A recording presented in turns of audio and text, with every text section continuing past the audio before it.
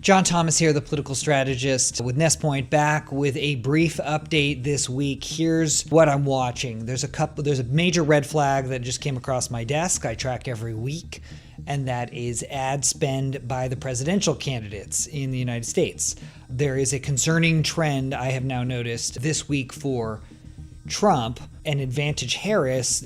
Harris is now winning the ad spend wars by a healthy margin in almost all the battleground states. I'll walk you through some of the numbers. In the key state of Pennsylvania that I've discussed before, Harris and her allies have about $77 million in TV and radio spend planned for the home stretch. Trump and his allies are at only $56 million. That's a $21 million spread. That's a significant amount of noise variation that would either cause Harris to hold the trend lines or slightly tick up. That's not good.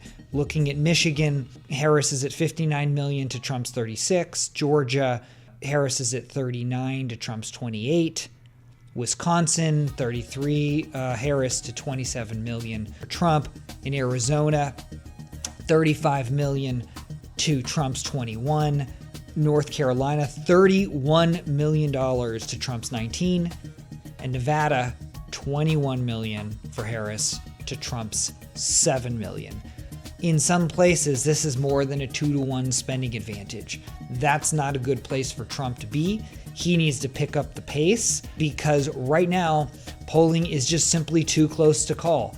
Some battleground states show slight advantage Trump. I believe he does still have a slight advantage. But with this level of spending disparity and Harris not doing interviews, her ads are going to do the talking. This isn't a good place for Trump to be. Not a good indicator. Unless Trump had a significant margin lead over Harris, then it's not as big of a concern. But it's fairly clear right now that Trump and Harris are quite close in the states that will decide the election.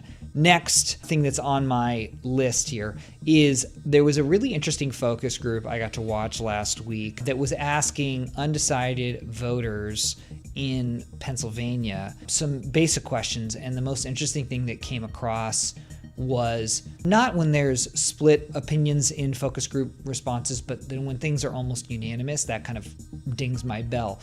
And the question was asked, do you think that Donald Trump's policies are more extreme, or do you think Harris's policies are more extreme? And overwhelmingly, undecided voters thought that Harris's policies were more extreme. Then the follow-up question was asked, well, do you think that Donald Trump would be better for you on the economy or Harris? And again, overwhelmingly, voters believed that Donald Trump would be better for them. And here's where this is interesting, perhaps indicative of the broader attempt that both campaigns have been doing to define Kamala Harris.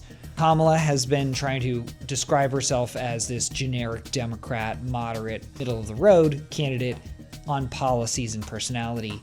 And she's been trying to explain to people that Donald Trump is extreme. And Donald Trump, of course, has been positioning Kamala as too extreme on the economy, too extreme on the border, and a failed leader. And what this focus group, again, it's not quantifiable, it's quantitative, so we have to take it with a grain of salt.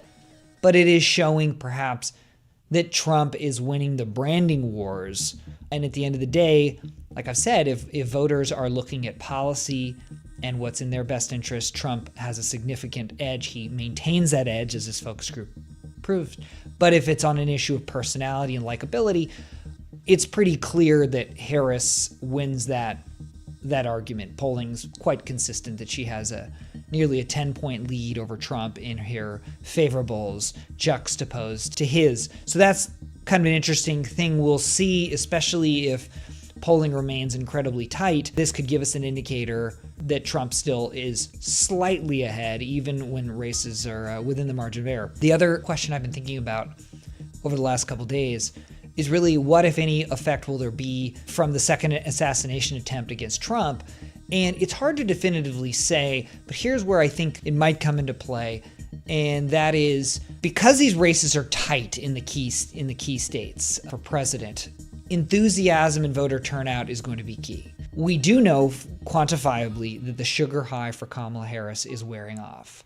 Trump his enthusiasm has remained constant from his base, but he has to get them pumped up to do even more to definitely pull the lever and turn out for him. A second assassination attempt might just be one of those things, one of those additional moments that keeps his base charged up, angry, and a reminder, a not so subtle reminder, that they need to turn up and show up, keeping enthusiasm relatively high. If this is a tight race, turnout's going to be everything, and this might just be the advantage in a weird odd turn of events that he needs. So that's what I'm watching. Still an incredibly tight race.